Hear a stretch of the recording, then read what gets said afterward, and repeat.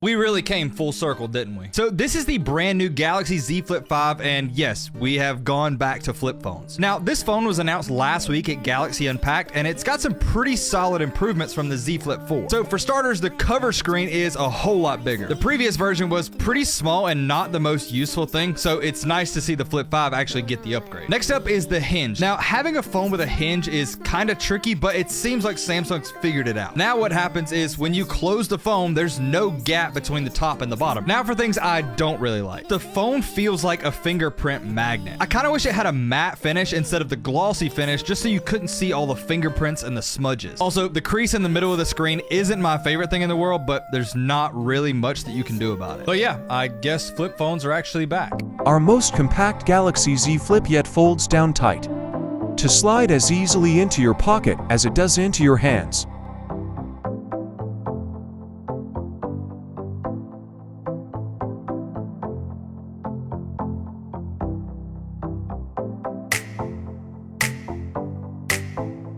Das Samsung Galaxy Z Flip 5 cases in 2023.